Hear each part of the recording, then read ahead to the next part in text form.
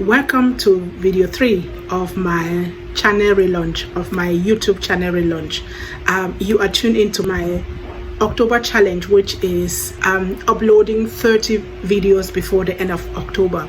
Today is the 11th of October and I am on to my day 2. Yesterday I uploaded 2 videos, and in the previous videos I was just giving you a little bit about my background, where I'm coming from, and the things that you can expect in this channel.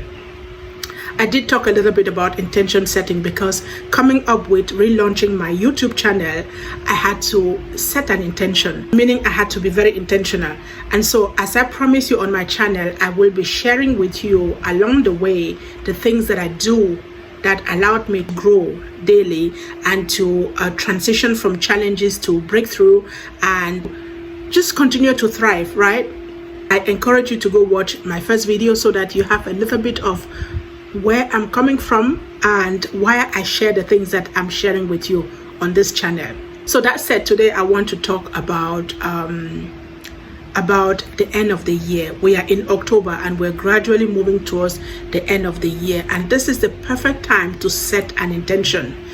It is the perfect time because it allowed us to have a reflection,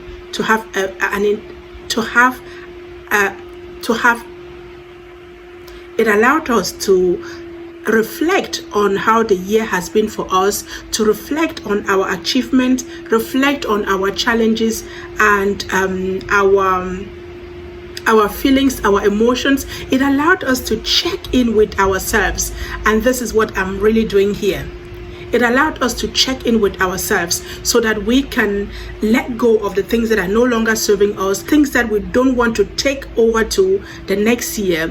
It allowed us to do all of that inner work to set the proper space and the pace for the next year. It allowed us to clear our space so that we can be ready to receive the blessings that will come with the new year. And so setting an intention is the perfect time to have a reflection and to have closure, right? In a nutshell, setting an intention towards the end of the year or at the end of the year helps us to not just review what the year has been, it also allowed us to have closure from those things, those people, those spaces, those events, those emotions that we do not want to carry on to the next year. It also allowed us to acknowledge how far we have come. By that I mean our growth, how much we have grown through the year, through the things that we've gone through, the people that we've met, the things that we've done, and even those that we haven't done. Setting an intention and reflecting over that intention. Setting an intention allowed us to reflect, and reflection allowed us to see the things that have grown us, the things that are good for us, the things that we want to amplify as we move forward. It allowed us to take a close look at that and to track them so that we can replicate them. It allowed us to uproot from our cellular memory, from our subconscious mind, those things that are blocking us, things that are not serving us, things that are not bringing us the results that we want. And so that reflection and that closure allowed us to do that towards the end of the year. And I'm really here to invite you to do that. If you need some tools to get that done, make sure to check my pensight page right here, or drop me a comment in the comment box. If you need some tools to be able to do that activity, I would be more than happy to help you. I also offer classes running on pensight, so if you check my pensight page, you may find something there that may help you go through this process at the end of the year, right? That said, while you're on pensight, also use my affiliate code, because it allows you to gain 20% of your pensight account. Setting an intention also allowed us to have clarity for the future. Now, once we have let go the things that we don't need, we have the space and the clarity to plan the future. These are things that I've had to do all the time. Remember, in my previous video, I told you that I had to move from Vienna to South Africa after 20 years. And being able to move after 20 years with 2 suitcases required a lot of letting go. Because I learned how to let go all of those things that I've been holding on to, because I had to move to a new environment, it really gave me the clarity to see the things that I am going to be needing and to plan my next move to South Africa. And without that reflection process and having that clarity, I wouldn't have been able to plan. I was moving with a lot of emotional baggage. I was leaving my kids behind. I was leaving 20 years of my life behind. I was leaving all the businesses and organizations that I had created. And so when you make such big moves, you really need to be intentional when it comes to your reflection process and when it comes to letting go the things that you will not need. We let go certain things even though we have emotional attachment to them, because we know when we take them to our new spaces, we carry those emotions with them.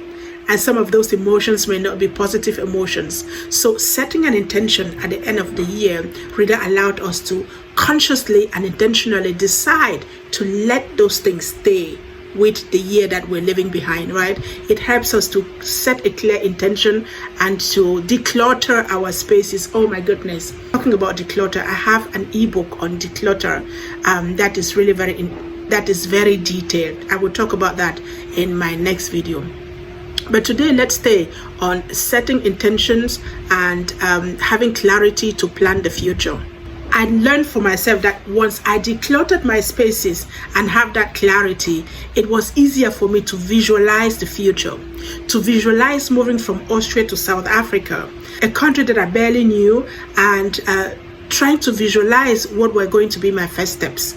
What were going to be my first conversations? What was I going to focus on? What was going to be my priority? So I had to visualize all of those things. And trust me, some of that visualization, I did it when I was already on the plane on my way to South Africa. So moving on to the next year, it is important that we start already now by doing that inner work, by clearing our spaces, our mind, and visualizing how we want 2025 to be. Right? Sometimes some people get there and then they start visualizing. But ideal is when we declutter in the old year, we visualize how the new year it's looking like before we actually jump into that new year. It makes a lot of sense, doesn't it? Well, that always helps me. Setting the intention gives us a context. It's just like a year is coming to an end, and that in itself is the absolute permission that some of us need to say, okay, by the end of this year, this is what I need to let go, and before I cross over to next year, this is what I want to have, this is what I want to take along to the next year, right? So the end of the year is the perfect occasion to declutter, the perfect time to set that clear intention and to take the action steps that it needs to be able to get to where we want to be, to step into the new year with more confidence, with more reassurance, and above all, with a clear picture of who we want to be in that year and what we need to do to become that person. Is this making sense? If this is making sense and you resonate with my content, please give me a follow, give me a like. That will really make me know that you're here with me and that what I'm saying is making sense to you. Okay, when we have clarity for our future, for our next steps, the next step is that we unleash manifestation and the power of consciousness. What do I mean by that? We are always manifesting our lives. At any one given moment, we are manifesting our lives. Our reality of today is what we manifested yesterday. We are manifesting whether we are conscious or not. We are either manifesting success, we are manifesting achievement, we are manifesting positivity, or we are manifesting the opposite. Now, when we become clear and intentional about what we're doing, we understand that reflection and clarity are the absolute foundation of manifesting what we want to do and who we want to become and the results that we want to achieve. Look, when I set out writing my books, when I set out becoming a serial author, I had to manifest. I saw myself writing books. I saw people reading my books. I saw people coming up to me and telling me that my book was useful to them. I saw me uploading my books on Amazon. I saw me signing books. That was the foundation, the manifestation that allowed me to become a serial author in a very short period of time.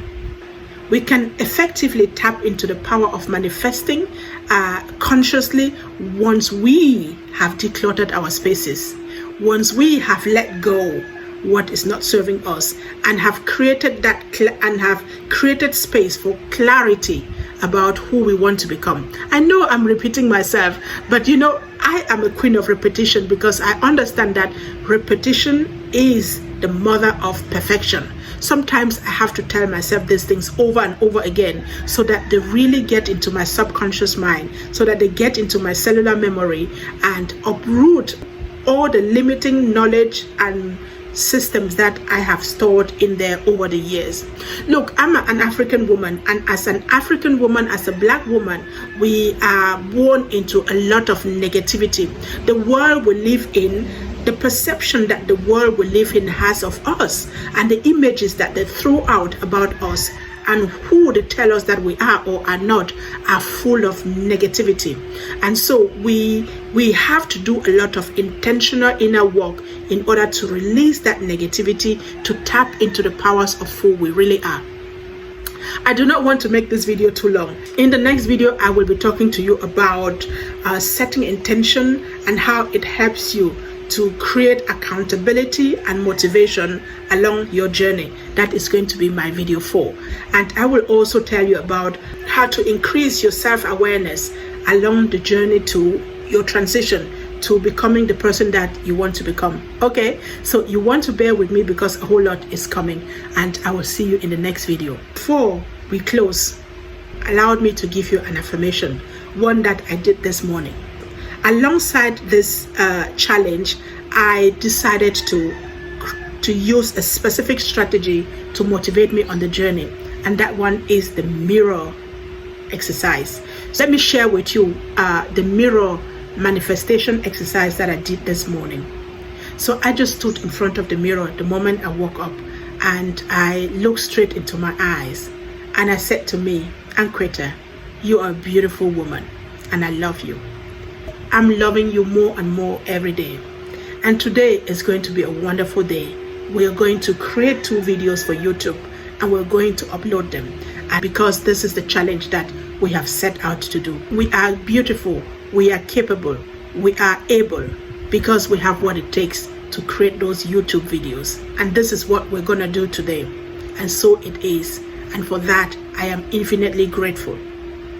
So that is the affirmation that I did with myself. That was my mirror exercise this morning. I hope that it helps you to step into your own process while I wait to see you in the next video. So if you like my content, you like my challenge, you want to join me, feel free to join. But above all, give me a like, give me a follow.